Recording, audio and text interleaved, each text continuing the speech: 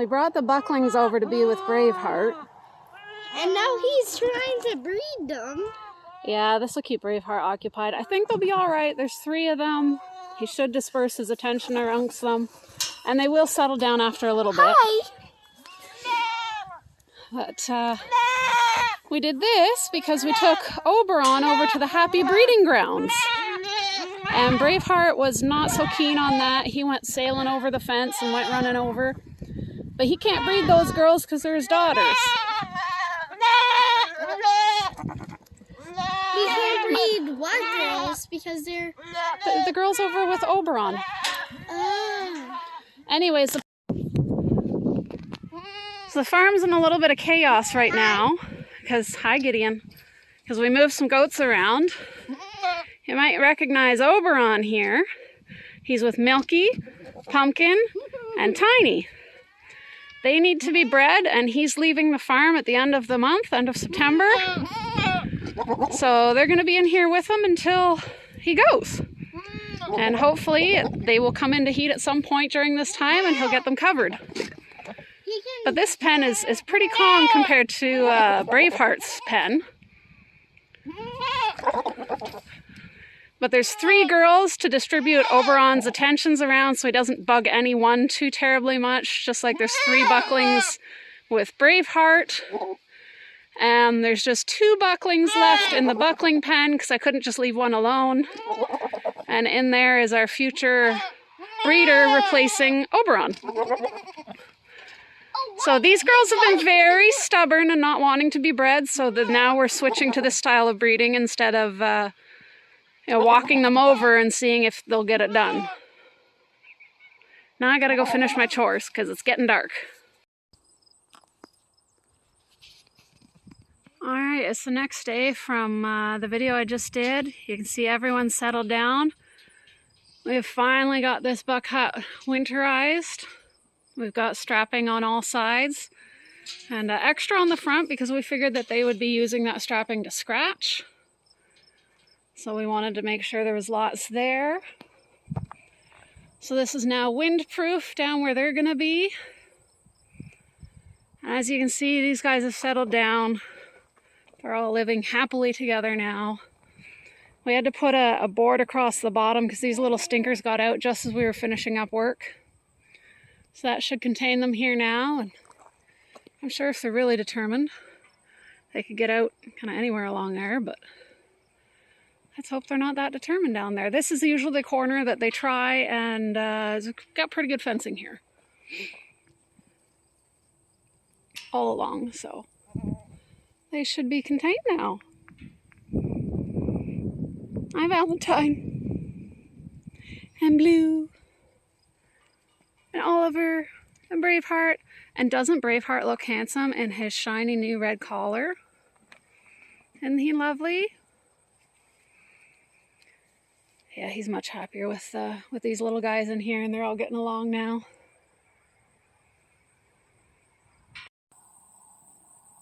You see the board better on this side. We didn't have a piece of log round long enough, so we've got 2 pieced together. We slapped the flat sides together, screwed through it, and attached it, and it is definitely solid enough to keep them in.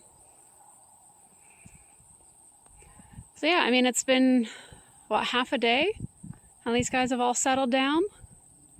It's not even lunchtime the day after, and we put them in at night. So yeah, they're getting along quite peaceably now. Here's an update at the happy breeding grounds. Everybody's settled here.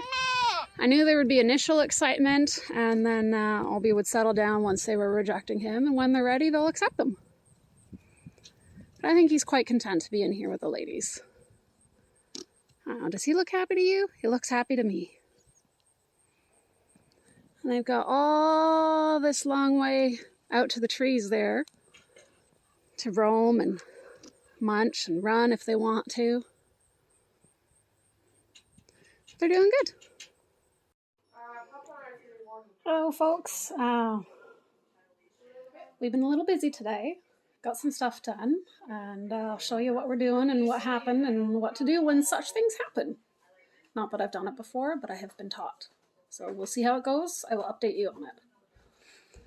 For reasons that will remain unsaid, we have these, which are close to ripe, but we also have these. These are all tomatoes. So when something like this happens, or the end of the season, when you want to bring them in before frost, you can pick them green. All the stems have to come off. And then I washed them. They sat in the sink, had a nice bath with a smidge of soap, a little bit of bleach, wash them all, clean them, rinse them, and then you put them upside down. Let them dry. And then, once they're all dried, you get shallow boxes. The boxes that you get your canning jars in, canning jar boxes, are perfect for this. You layer them up in those canning boxes, and then you can like stack them, put them in your basement for the winter, and they will slowly ripen up. So if you have shallow boxes, allow some airflow, put them down in the dark in the basement, they will ripen up, and you just check once a week, pull the ones that are ripening, and you can have fresh tomatoes through the winter. You can also make salsa verde. I've never had that, so I don't know what it tastes like, but I think we'll just box these, let them ripen, a little bit of cucumber, a few extra onions in the back. And these are our beets. We did this early today. This was what was planned. The tomatoes was unplanned, but it happened. So yeah, we've got to, these are all just drying now, and then we'll figure out what to do with them. As you can see, I grouped the ripe ones, almost ripe, green. But like I said, I've never dealt with this before. I've just learned about it, so I will try it out and hopefully remember to update you. And this is quite a lot of tomatoes, which is funny because we didn't really expect our tomatoes to do anything this year. We had such a poor start on them. But I'll give you a little clip of the garden later to see where they came from. So you can see that you don't have to be a perfect gardener to still get a harvest. We were far from. We've managed to get a lot of food. We also have a case and a bit of pickles that we had from our cucumbers, which, again, we didn't think we were really going to get cucumbers. They were very sad. They weren't doing well, but it's amazing. You'll get stuff even when you think you're failing. So yeah, don't give up. So this chunk of sadness is our garden, where all those tomatoes came from. We've got this dug up section here was where the potatoes were. And then you can see, like, there's a potato plant, and there's more potato plants through here. So we got another strip of potatoes to dig up. That is our very sad cucumber section. Let's see. This is so sad. So there's some tomato. We did have tomato all through here. Here's our very sad pepper section. Definitely no peppers on them. More tomato there, and there. The beets we just pulled up came from over here. Got some rhubarb planted over there. Will come up next year.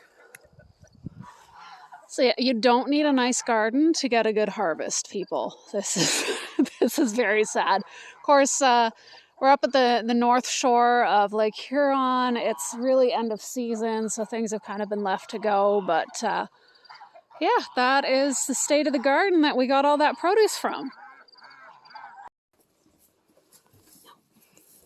I know it's not the best light, but these are the Dolings, and they are really impressive. I am really happy with this year's group.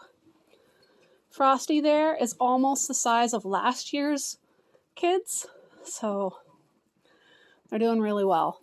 I'm quite happy. And they're into the routine. They come in here every night, so their mamas have milk for us in the morning. They've got hay, water, and their grains, obviously. And they're doing quite well. They're quite happy. Midnight here was our first boy cat. I was going to ban him start of the summer or late spring, and he took off the day before, and he was roaming somewhere for 3 months, and then he came back. I have banded him the same as I do the boy goats, and he's getting his little shriveled up leather purse, so it worked well. But he's doing good. He is one sleek, fit, healthy cat, aren't you, Midnight? Yes, you are. These guys have been getting out for the last few days. We were wondering where in the world are they getting out. There's the barn way up there. And we found it. They had busted the wire up to about there and we're just going through. And they had popped out all the fence staples all along here and busted out.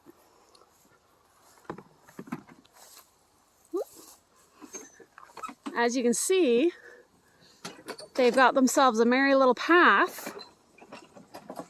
And they've been all along the fence line too. They've been out here quite a bit, little stinkers. So we fixed their little red wagons. They're not getting through there again.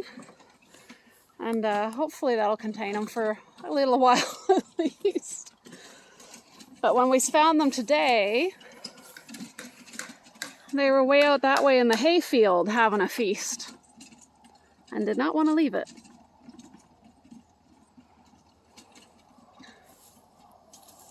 I'd like to give them more room, but until we get the money and new fencing to set up, this is what's going to have to, we're just going to have to stay with what we got. Yeah, we're not often back here. Oh, you gotta hold it and let her get a good bite into it. Well, now it's gone. Andrew.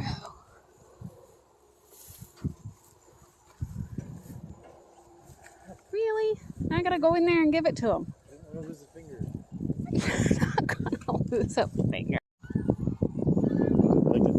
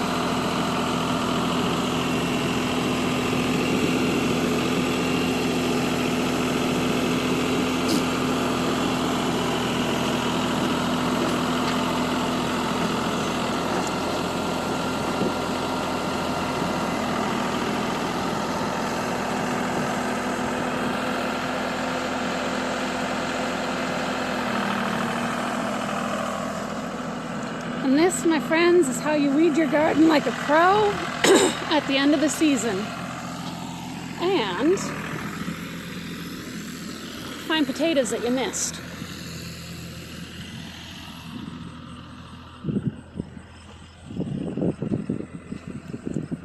And the goats have been enjoying it too. They've gotten the little micro potatoes. They got a cob of corn. They got a tomato. Happy goats. Oh, there's another potato. There. It's just a manure fork. Give it a scoop. Drag it along. Getting it ready for winter and then next spring. So we had these in the box upside down in the basement for about a week. And as you can see, there's already some ripening up. These ones aren't quite ready yet. I did pull 2 out that were ready, But they were in this small box because that's all we had, but now we've got a better one, so they've got a little more space. They're not going to squish each other as they ripen up. So they'll go back down for another few days and we'll check again. Well, part of the youngest group of chickens I hatched in August are out in the field now. These guys are all fully feathered or close enough that their wings completely cover any bare areas. So they'll do better out here than inside the brooder. They're already picking and exploring. And as you can see, the older group of chickens are getting quite large. I'll be selling some this weekend. But yeah, these guys are growing nice and fast. There's still some in the brooders in the garage. They just weren't quite fully feathered enough to come out. Since it's getting colder, I don't want to risk losing any from the cold. But yeah, like I said, these guys have enough feathers that they're fully covered, even if it's by their wings. They look very, very happy out here.